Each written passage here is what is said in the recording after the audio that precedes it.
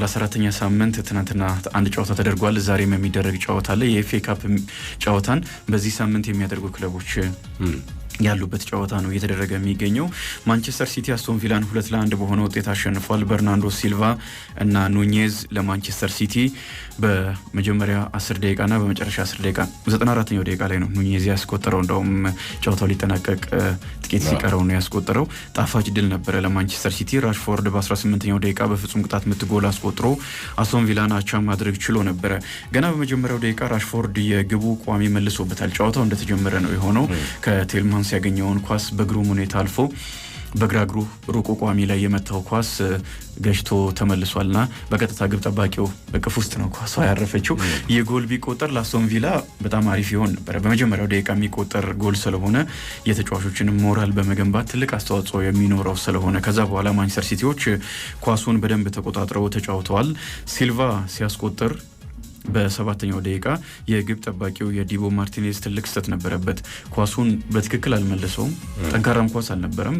በደንብ ከሱ ብቃት አንጻር ከፕሪሚየር ሊጉም ደረጃ እየተጫወተ ከነበረበትም ሰዓት አንጻር ትናንትና በአውሮፓ ቻምፒየንስ ሊግ ለማለፍ ወይም የአውሮፓ ቻምፒየንስ ሊግ ቦታን ይዞ ለማጠናቀቅ የሚደረግ ትልቅ ጨዋታ ስለነበረ እንደዚህ አይነት ስህተት ትልቅ ዋጋ እንደሚያስከፍል የተመለከትንበት ጨዋታ ነውና ኳሱ ሲመልሰው እግሩን ነክቶ ነው የገባው። ከዛ በተሻለ መንገድ መመለስ ይኖርበታል። እኔ ያስቆጠረው በርናንዶ ሲልቫ ትልቅ አድናቆት የሚያስፈልገው ተጫዋች ነው። ከጨዋታውም በኋላ ፔፕ ጋርዲዮላ ሞካሽቶታል።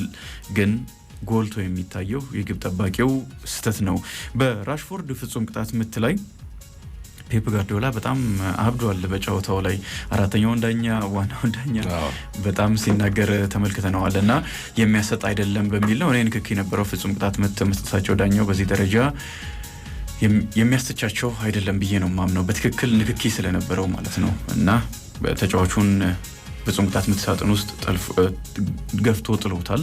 ስለዚህ ፍጹም ቅጣት ምት መሰጠቱ ተገቢ ነው የሚል ሀሳብ ነው ያለኝ። ቀይሮ ያስገባው ዶኩ ደግሞ ትናንትና ለውጥ ፈጥሯል።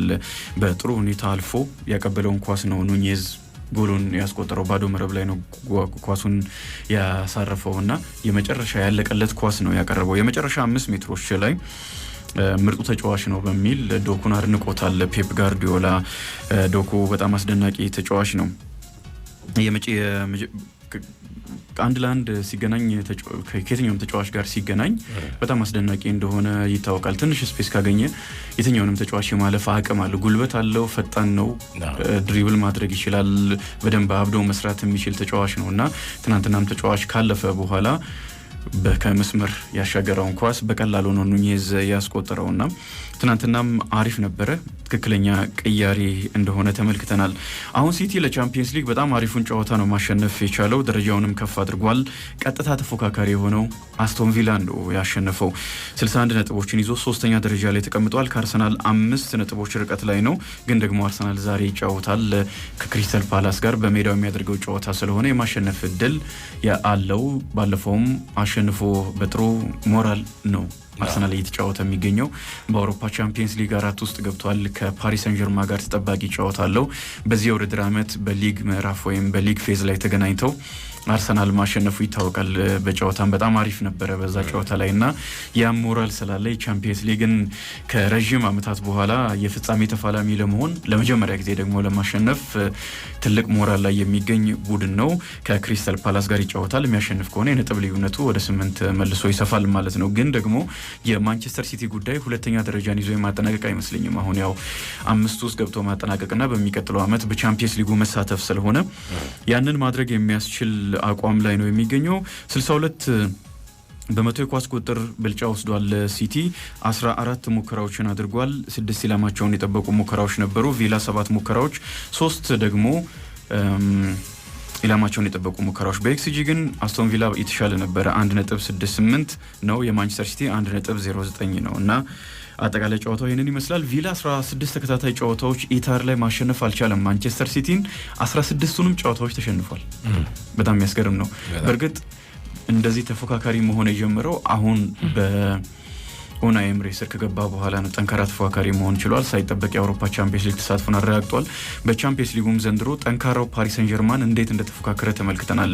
በመልሱ ጨዋታም 3-2 አሸንፎ ነው በመጀመሪያው ጨዋታ 3-1 ስለተሸነፈ የወደቀው እንጂ በጣም ጠንካራ ክለብ መሆኑን ተመልክተናል። ስለዚህ የቅርብ ጊዜ ታሪክ ነው። የቀድሞ ቻምፒየንስ ሊግ ዋንጫን ያነሳ ቡድን ነው፣ ግን ረጅም ጊዜ ርቆ የተመለሰ ቡድን ነውና አስቶን ቪላ በማንቸስተር ሲቲ በዚህ ደረጃ በኢቲአር ላይ ብልጫ ቢወሰድበት ብዙ የሚገርም አይደለም ለማለት ነው።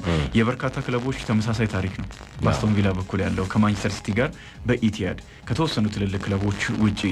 ቪላ በ57 ነጥቦች 7ኛ ደረጃ ላይ ነው የሚገኘው። ይህ ውጤት ደግሞ በ57 ነጥቦች በተመሳሳይ 6ኛ ደረጃ ላይ ለሚገኘው ቼልሲ እና በ59 ነጥቦች 5ኛ ለሚገኘው ኒውካስል ዩናይትድ ትልቅ እድልን የሚፈጥር ነው። ዘንድሮ 5 ክለቦች ናቸው በእንግሊዝ ፕሪሚየር ሊግ ከእንግሊዝ ፕሪሚየር ሊግ ወደ አውሮፓ ቻምፒየንስ ሊግ የሚያሳትፈውን ቦታ የሚያገኙት።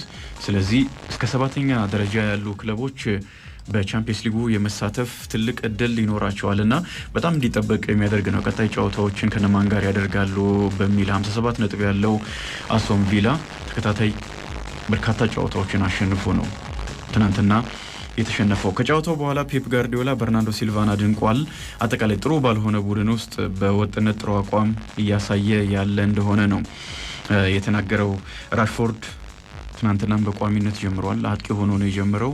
ዋትኪንስ ተጠባባቂ ነበረ እና በተከታታይ ጨዋታዎች አሁን ዋትኪንስ የአስቶን ቪላ ያለፉት ዓመታት ምርጡ ተጫዋች ተጠባባቂ መሆን ጀምሯል እና ራሽፎርድን በቀጣይ በቋሚነት ለማሰለፍ ያላቸውን በአንድ በኩል ያላቸውንም ፍላጎት ስሜት ኡናይ ኤምሪ ያሳዩ ይመስለኛል።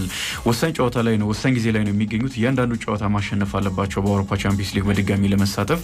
ግን ደግሞ በአንድ በኩል ስንመለከተው ዋትኪንስን የሚያክል ትልቅ አጥቂ ያስቀምጠው ራሽፎርድም ትልቅ አጥቂ ነው። ግን ያው በውሰት የመጣ ተጫዋች ስለሆነ ማሰለፋቸው ምናልባት ቀጣይ በዚህ ክለብ ውስጥ የመቆየት እድል በቋሚነት የመቆየት እድል እንዳለው የሚጠቁም ይመስለኛል። በዚህ የውድድር ዓመትም ወደ አስቶን ቪላ ካመራ በኋላ በእያንዳንዱ ጨዋታ ትልቅ ክለቡ ቢያሸንፍም የሆነ ነገር ለማድረግ ስሜቱን ቢያንስ እንመለከታለን።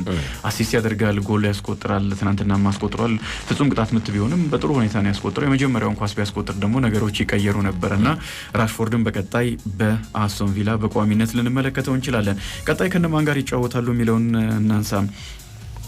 ማንቸስተር ሲቲ በቀጣይ በሜዳው ከወልቭስ፣ ከሜዳው ውጪ ከቦርማውዝ፣ በሜዳው ከሳውዛምፕተን ከሜዳው ውጪ፣ በሜዳው ከቦርማውዝ እና ከሜዳው ውጪ ከፉላም ጋር ይጫወታል። አሪፍ ይመስላል ለማንቸስተር ሲቲ የሚደረጉ ጨዋታዎችን ከተመለከትን ማንቸስተር ሲቲ አራቱንም ጨዋታዎች ላይ የማሸነፍ ግምት እንድንሰጠው የሚያደርጉ ጨዋታዎች ናቸው። ፉላም ጠንካራ ነው፣ ትልልቅ ክለቦችን የሚፈትናል። ግን ማንቸስተር ሲቲ የሚያሸንፍበት እድል ጥሩ የበዛ ይመስለኛል። ቦርማውዝ የመጀመሪያውን ጨዋታ ማንቸስተር ሲቲን ቢያሸንፍም በኢቲያድ የሚደረግ ጨዋታ ነው። ማንቸስተር ሲቲ የማሸነፍ እድል ይኖረዋል። ሳውዛምፕተን መውረዱን ያረጋገጠ በእንግሊዝ ፕሪሚየር ሊግ ከተመለከትናቸው መጥፎ ስብስቦች መካከል አንደኛው ሆኖ ነው የወረደውና የመውረዱን ያረጋገጠው። ይህንንም ክለብ የማሸነፍ እድል ይኖረዋል። ወልቭስንም በተመሳሳይ። ቪላ ቀጣይ በሜዳው ከፉልሃም ጋር ይጫወታል። ከሜዳው ውጪ ከቦርማውዝ፣ በሜዳው ከቶተናም እና ከሜዳው ውጪ ከማንቸስተር ዩናይትድ ከባድ ጨዋታዎች አሉት ቪላ። እነዚህን ጨዋታዎች መወጣት ይኖርበታል። ትልልቅ ክለቦችን ማሸነፍ እንደሚችል ክለቡ አሳይቷል። ግን ደግሞ እያንዳንዱ ክለብ በብዙ ኃይል ነው የሚጫወተውና ከቶተናም ጋር ከሜዳ ውጪ የሚደረግ ጨዋታ ከባድ ይሆናል።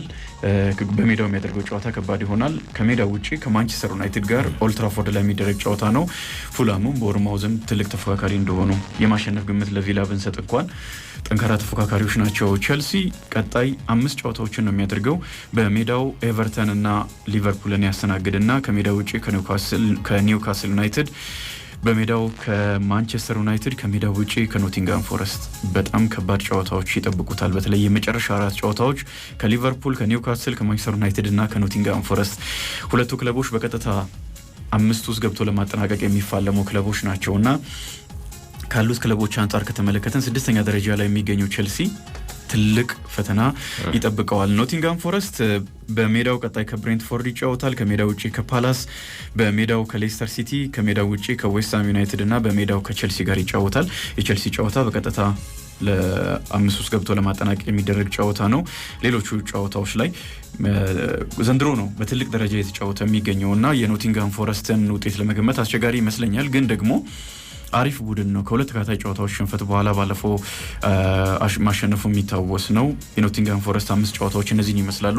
ይህንን ሳምንት የሚያሸንፍ ከሆነ ግን ከተከታዮቹ ጋር ያለውን የነጥብ ልዩነት ማስፋት ይችላል። 63 ነጥቦችን ይዞ ወደ 3ኛ ደረጃ ይመለሳል። በሜዳው የሚያደርገውም ጨዋታ ስለሆነ ከዚህ ጨዋታ በኋላ ይበልጥ 5-3 ገብቶ የማጠናቀቅ እድሉን የሚያሰፋበት ሊሆን ይችላል። በመጨረሻም ኒውካስል ዩናይትድ በሜዳው ከኢፕስዊች ታውን ጋር 34ኛ ሳምንት ጨዋታውን ያደርጋል።